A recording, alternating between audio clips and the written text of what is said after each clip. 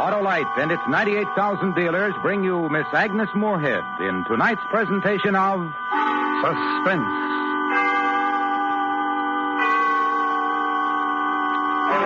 Tonight, Autolite presents the first radio adaptation of one of the most amazing human documents ever written, the personal diary of Emily Wooldridge, which she called The Wreck of the Maid of Athens. Our star, the First Lady of Suspense, Miss Agnes Moorehead. Hi, Hap. Buying a magazine, I see. Yes, sir, Harlow. Well, why not take this one? Oh, no, thanks. Everyone to his own taste, you know, Harlow. In buying magazines, yes, Hap. But in replacing electrical system parts for your car, definitely no.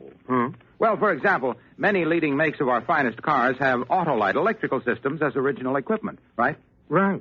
But if replacements are needed, do the owners of those Autolite-equipped cars insist on Autolite original service parts exactly the same as those specified by the car manufacturer? Well, if they don't, they're sure taking a big chance with a big investment, Harlow. They sure are, Hap, because Autolite original service parts meet the electrical system specifications of the car manufacturers, and they know what's best for their cars. So, friends, insist on and be sure you get only Autolite original service parts for your Autolite-equipped car. See your car dealer or your dealer handling Autolite original service parts. And remember, from bumper to tail light, you're always right with Autolite. And now, Autolite presents Emily Wooldridge's The Wreck of the Maid of Athens, starring Miss Agnes Moorehead, hoping once again to keep you in suspense.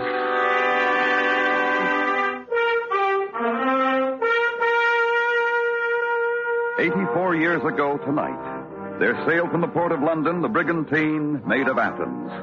60-some days later, off the cold southern tip of South America, the ship was afire and sinking in heavy seas. Aboard her, along with the necessary officers and crew, was the wife of the master, Captain Richard Wooldridge. Her name was Emily, and this is her story.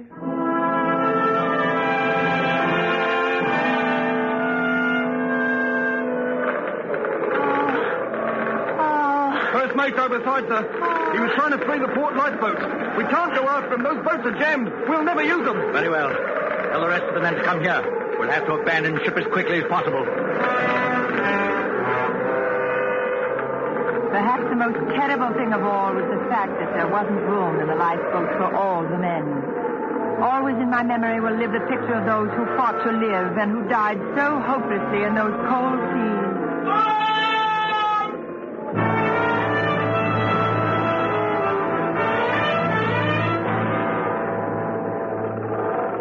Scene of fearful desolation. Great waves seemed to swallow in their troughs our two surviving lifeboats. And when we were lifted to their crests, the sight of the burning ship met our eyes. The gallant Maid of Athens. She seemed to me the loneliest thing I'd ever seen as we deserted her.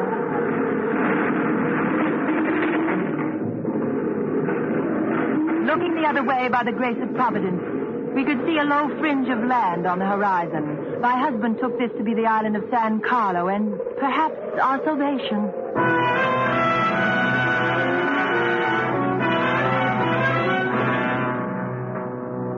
But when we arrived near the shore, we found that instead of safety, we had run on even greater danger in the heavy surf that pounded the rocky island. To try to land through it was a fatal risk, as was proved later, but my husband had no other choice than to order the boats into it. Turn around! The second boat there! Stern around! Stern to shore! Keep your bows into the surf! Get alongside us and do as we do! Steady now! Keep on standing properly! On the ready now! All right now, follow it in! There's the other boat, sir! You're going broadside! Don't get broadside to the surf or you're lost!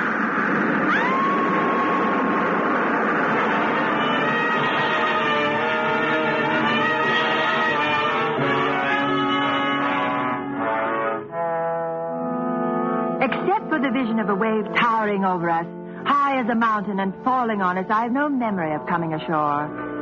As though awaking, no, not quite awaking, from a nightmare, I saw our boat overturned on a tiny strip of sand. I saw my husband and the men who had survived the landing, and I saw the bodies of those from the second boat who had not. My husband was pulling the last of these from the angry surf. Then he was bending over me where I lay. Are you all right, my dear? Yes. And you? I'm quite all right. But the poor devils in the other boat. Oh, yes, I know. Besides us, there are only 4 left now. Hayward, Oates, Roberts, and old Rawson. There was nothing I could do to save the others. Of course there wasn't. Everyone knows you did everything you could do. I hope so. Can you stand up? Yes, Come along.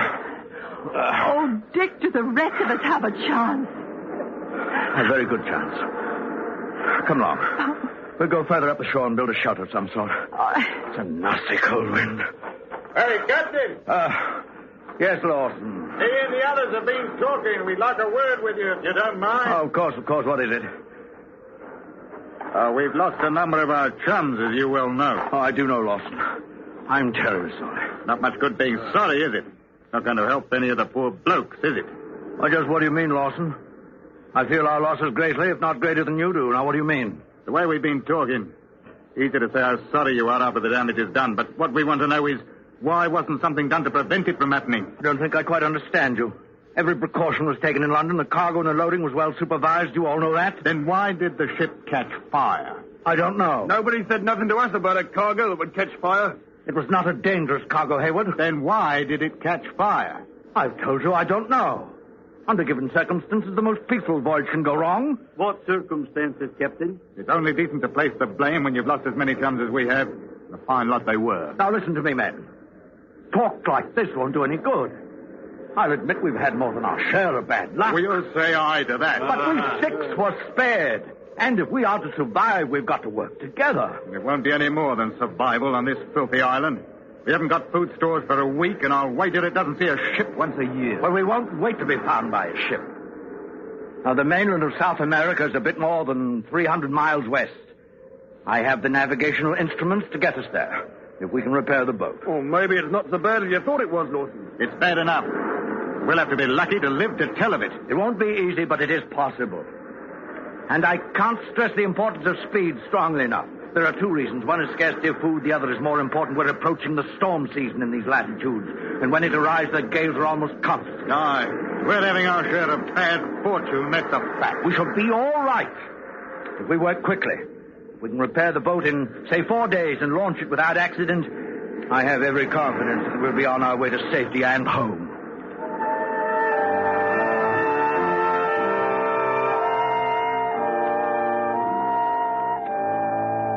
Darkness fell as Lawson and the others buried the dead. A thick fog settled on the island, and in spite of exhaustion, the dampness and cold made sleep out of the question. We spent the night huddled over fires, one for the crew and one for my husband and me. We were separated from the men by only a few paces, and although nothing further was said, there was a tension between the 2 groups.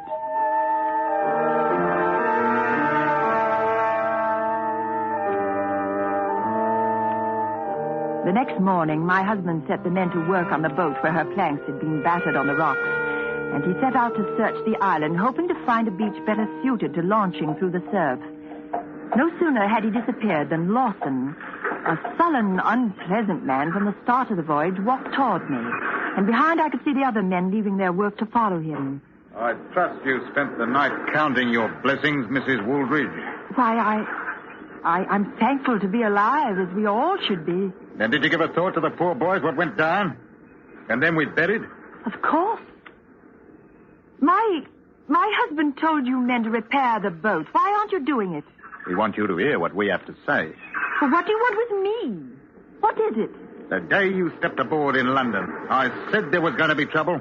I told the boys, the one that's dead and gone now, a woman at sea is a deadly thing. I told them. We didn't half believe him then, but we do now. But you can't believe it. There's no truth in it. It's only a superstition. Aye, and one with some meaning behind it.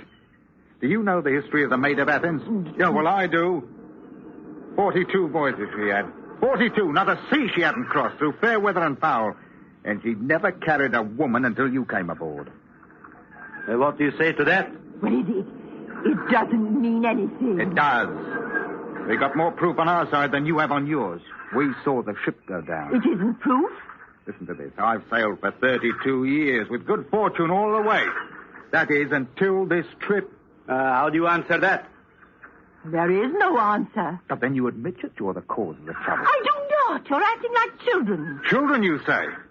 You should be speaking of the poor fatherless children of them that went down, made orphans by a fire that nobody can explain. And maybe you can. But now, the rest of you, listen to me. There's no one to blame. When you're carrying cotton, and if it gets damp, sometimes the weight of it causes pressure and friction and fires start. It's happened before. When? I don't know, but it does happen. My husband told me it did. Any of you chums ever hear of anything like that? The fire starting because cotton is wet? In 12 years at sea, I never did. It happened because a woman at sea is a deadly thing. You've caused it. There's no doubt of it. That's not true. Can you prove that it's not? Well, one needs facts to disprove something, and you accuse me without facts. What you mean is you can't prove we're wrong. Now, we'll take that as your confession. Eh, lads? It is not. It is not. I have nothing to confess. You brought us this trouble, and we all know it. There's nothing you can say to change our minds. And that goes for what you might say for your husband, too. Good day, Mrs. Wooldridge. Come on, lads.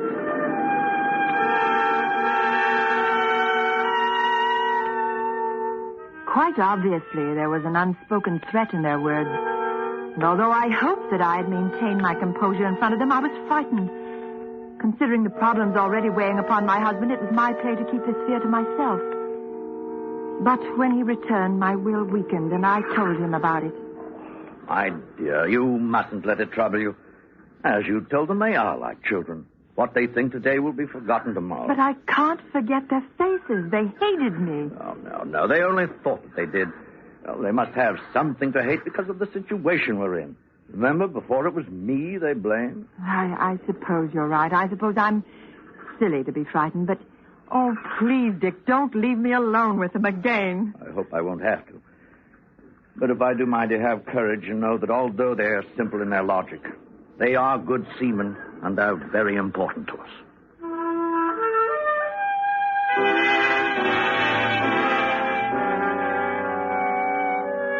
His words did give me courage. The men were important to him as seamen. When he said that, I realized that he was more important to them because he was the only one who could set us on a course that would take us to safety. He was the only one who could navigate. With his importance to them, surely the men would do nothing to me. Well, that is what I hopefully thought.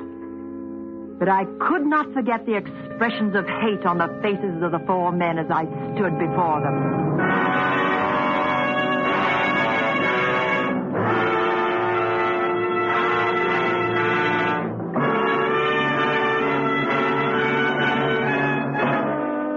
Autolite is bringing you Miss Agnes Moorehead in Emily Wooldridge's The Wreck of the Maid of Athens. Tonight's presentation in radio's outstanding theater of thrills, Suspense.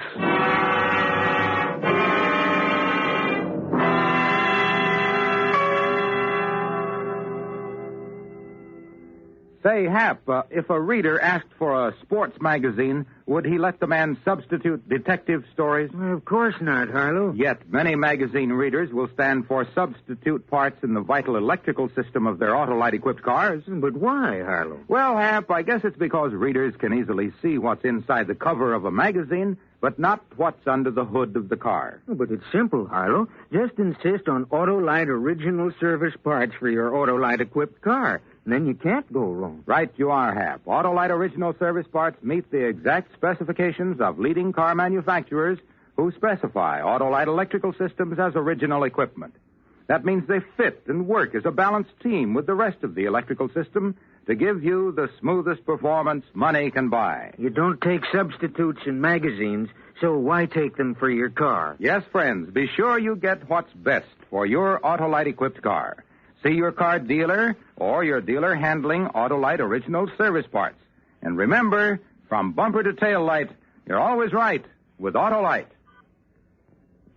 And now, Autolite brings back to our Hollywood soundstage Miss Agnes Moorehead in Elliot Lewis's production of Emily Wooldridge's The Wreck of the Maid of Athens. A true story, well calculated to keep you in Suspense.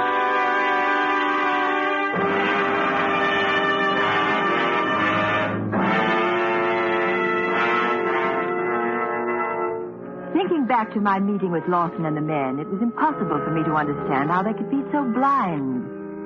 But when one remembers the witchcraft trials in Salem and the burning of witches in Europe, then one realizes that humans have often used demons and superstitions when no reasonable cause for a situation can be found.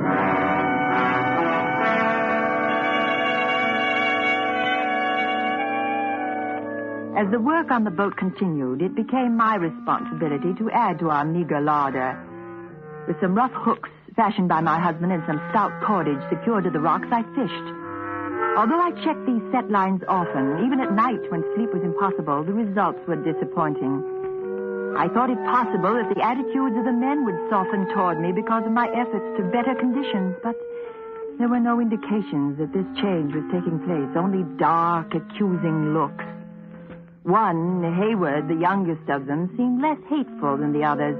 He averted his eyes when I looked at him. That evening of the second day, Lawson paid a visit on my husband.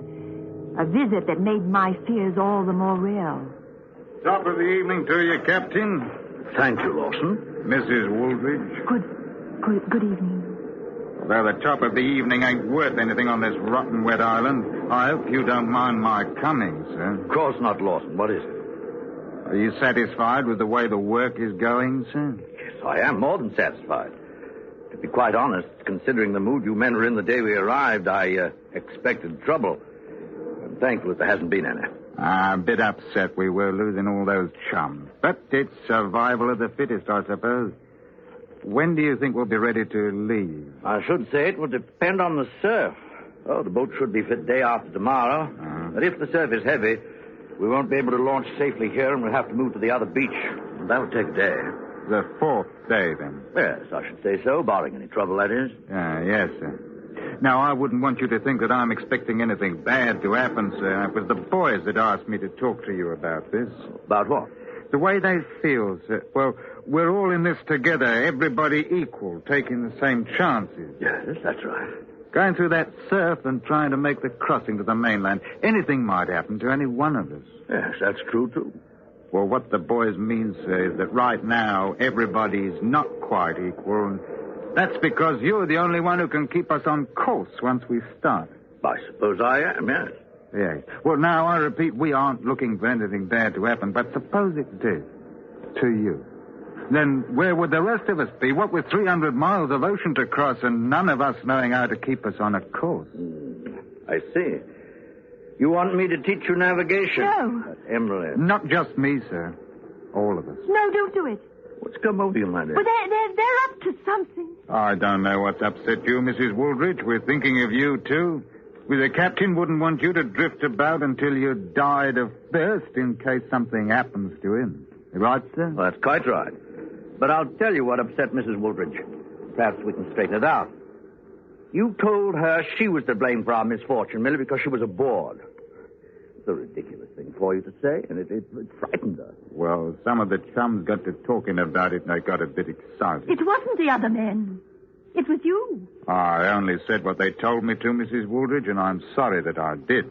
Has there been any more conversation about it? Oh, no, sir, no. The only thing they talk about now is getting home. I don't suppose we're much for brains, sir, but do you think we could learn navigation? Oh, yes. At least enough to reach the coast. Then one could feel his way until he reached a port. We'll have the first lesson tonight. Thank you, sir. The boys will be pleased to hear this. I'll be with you in a moment, then. Night, Mrs. Woolridge. Oh, please, Dick. Please don't teach them. If you do, you won't be important to them any longer. They'll be in control. I know that that's what they want. They're evil men. They're capable of anything. What if they left us here? Oh, Emily, stop it. Stop it. Oh, in a situation like this, we must be realistic. It's for the good of all that the men should learn to navigate.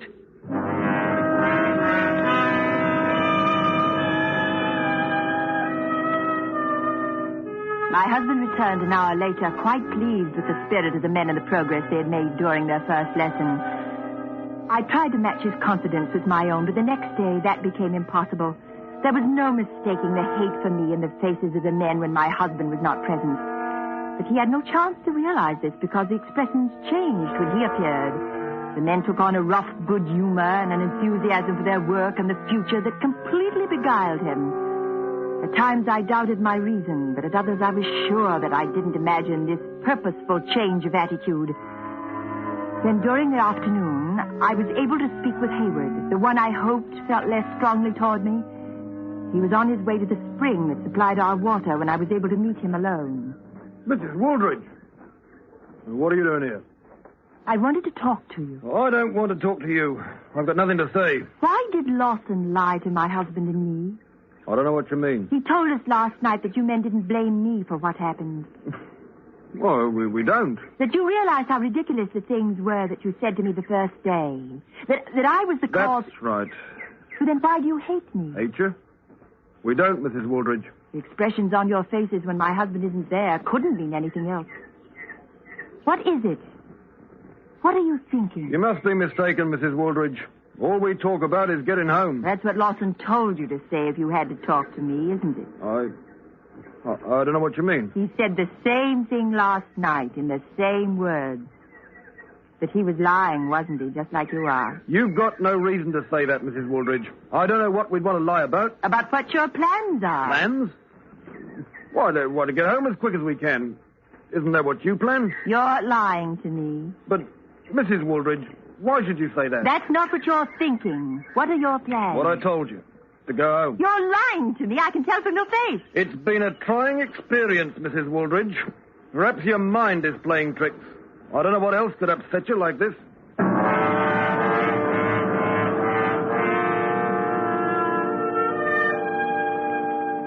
Final repairs on the boat were completed that day, and all of the next was consumed in moving it to the safer beach. The surf was not as high as the shore was protected by a curve of reef from which I cast my set lines. The crashing waves caused terrible currents, and the frightening prospect of maneuvering a boat through them was real enough to keep my mind clear of my other fears, which seemed to have no basis at the moment. At nightfall, I was huddled close to our fire as my husband awoke from a short nap. Oh. How long have I slept? No more than an hour. Seemed like days. I will sleep days once I get into a bed again. What luxury that'll be, eh? Oh, I hope everything will be all right tomorrow, and with the crossing. No reason it shouldn't be. Stout boat. We're with the prevailing wind. No, you don't have to make it sound easy for me, you know.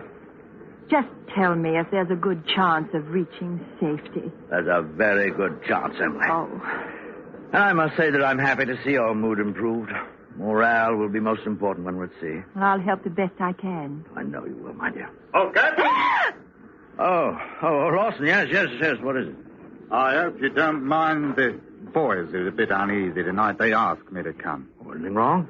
Nothing special, sir. They wonder if you could tell them where we'll land. Roughly, that is. They wanted me to ask if you'd talk to them for a bit. I suppose they are uneasy. Yes, I'll have a word with them. Oh, they'd like that, sir. You know, myself, I'm not troubled. I say it's in the lap of the gods, so while you go to see them, I think I'll have a look at the beach again, see how the surf is running. I think that'd be a good idea. Let me know how the currents are crossing, will you? Aye, sir. Well, I'll be back in a few minutes. No. Only a few moments, Emily, dear. Now, you try to rest.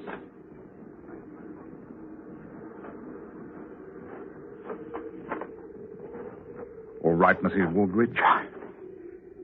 What are you going to do? Nothing, Mrs. Wooldridge. But you, time to tend your set lines out on the surf. I think I'll go with you in case you have an accident on those slippery rocks in the dark. No, I'm going to do it in the morning. You've done it before at night. You killed enough men, and now it's an eye for an eye. I haven't killed anybody. You're insane. My husband... You'll kill him if you call for him. The boys are ready to take care of him if you do. And we don't need him anymore. Oh, I knew. It's all up to you, Mrs. Wooldridge. Ain't fair of you to risk us all when a slip off the reef will save us. I won't shout. Come along, then. We've seen what a woman at sea brings about, but it won't happen again in the small boat. Do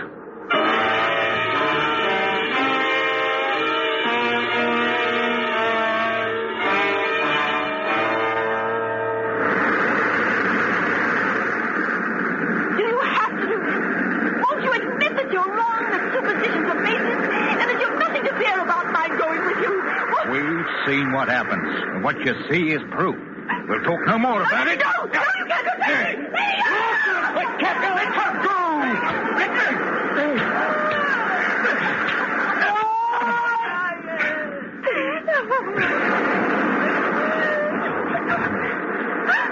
Everything's all right. But thank heaven the other men were more human than Lawson.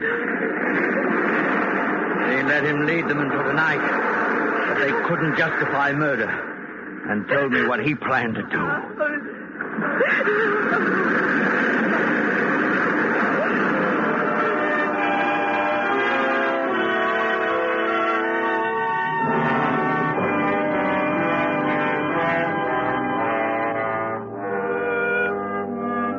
After 3 weeks, the 5 survivors of the Maid of Athens reached the port of Stanley in the Falklands.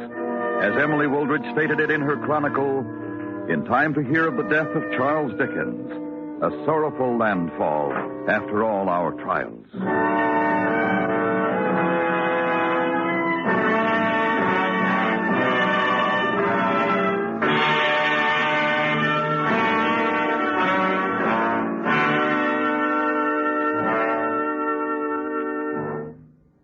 Suspense. Presented by Autolite. Tonight's star, Miss Agnes Moorehead. This is Harlow Wilcox speaking for Autolite, the world's largest independent manufacturer of automotive electrical equipment. In 28 plants from coast to coast, Autolite makes over 400 products for cars, trucks, tractors, planes, boats, and industry. These products include bumpers, die castings, industrial thermometers, and batteries, such as the famous Autolite Stay Full, ignition-engineered Autolite spark plugs, both standard and resistor types, voltage regulators, wire and battery cable, Autolite bullseye sealed beam units, and Autolite original service parts for all Autolite electrical systems. Autolite is proud to serve the greatest names in the industry. So, from bumper to tail light, you're always right with Autolite.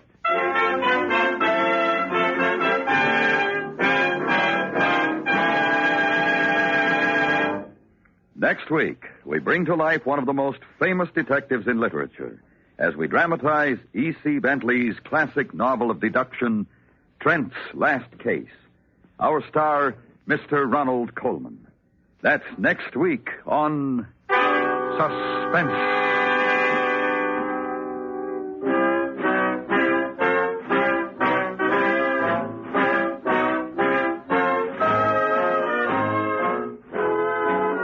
Suspense is produced and directed by Elliott Lewis, with music composed by Lucian Morowick and conducted by Lud Gluskin. Emily Wooldridge's The Wreck of the Maid of Athens was adapted for Suspense by Gil Dowd. In tonight's story, Joseph Kearns was heard as Captain Wooldridge and Ben Wright as Lawson. Featured in the cast were Larry Thor, Richard Peel, and Jack Prussian. Agnes Moorehead may soon be seen in the Universal International picture Magnificent Obsession. And remember, next week, Mr. Ronald Coleman in Trent's Last Case.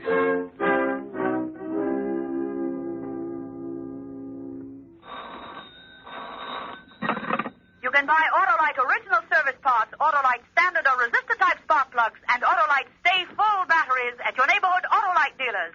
Switch to Autolite. Good night.